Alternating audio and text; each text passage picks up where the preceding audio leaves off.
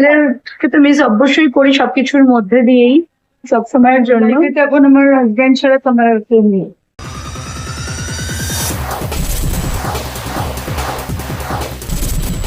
ভালো তো থাকতেই হবে, নতুন সরকারে এসেছি, অনেক নতুন নতুন ভূমিকা পালন করতে হচ্ছে, ভালো থাকতেই হবে। হ্যাঁ, ছেলেকে তো মিস অবশ্যই করি সবকিছুর মধ্যে দিয়েই সব সময়ের জন্য। সেই ছাড়াও আমাকে প্রেজেন্টেও করতে গেলে সেটাকেও ওভারকাম করতে হয় বাইরে যখন বেরোই। মেয়েকে হারানোর পর যেহেতু বাইরে বেরোতে হচ্ছে, আপনি যেমন বলছেন, অনেক নিশ্চয়ই কমেন্টের শিকার আপনাকে দিতে হচ্ছে, ট্রোলিং এর শিকার। ট্রোলিং এর শিকার। বলবেন তার ট্রোলিং এর শিকার বলতে যারা যা খুশি বলতেই পারে, আমি কি করতে পারি তার জন্য? কাউকে তো আমি আর আটকাতে পারবো না। আর আমার জায়গায় আমি ঠিক আছি, এটা যার সাথে হয় সেই বলছে।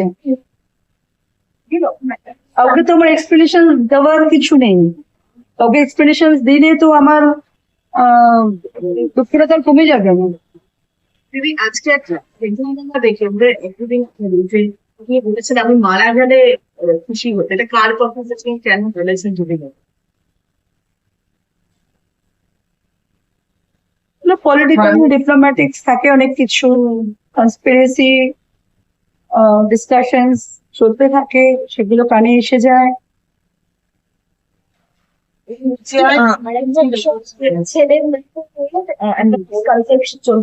মিসকনসেপশন কি কথা আমি ভাবছিলাম। সবার ফার্স্ট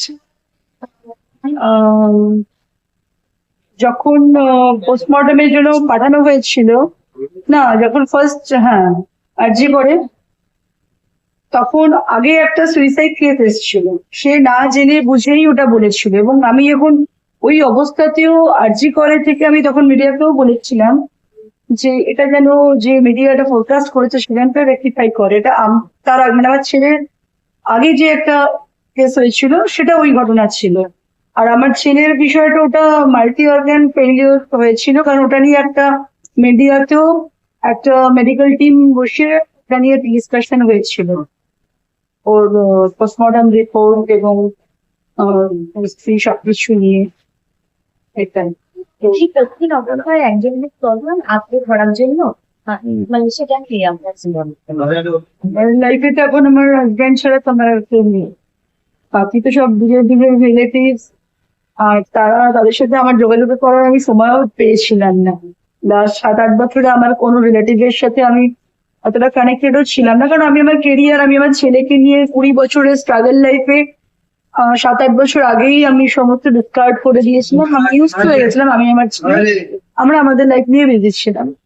রিলেটিভদের সঙ্গে এখন আবার প্যাচ আপ হয়েছে কম বেশি, hi hello.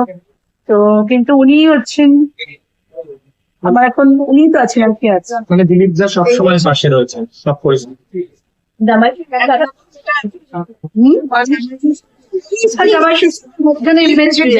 Tollywood focus Kolkata চ্যানেলটি আপনাদের ভালো লেগে থাকলে লাইক করুন, সাবস্ক্রাইব করুন এবং অবশ্যই আপনাদের পছন্দের ভিডিওটি শেয়ার করুন।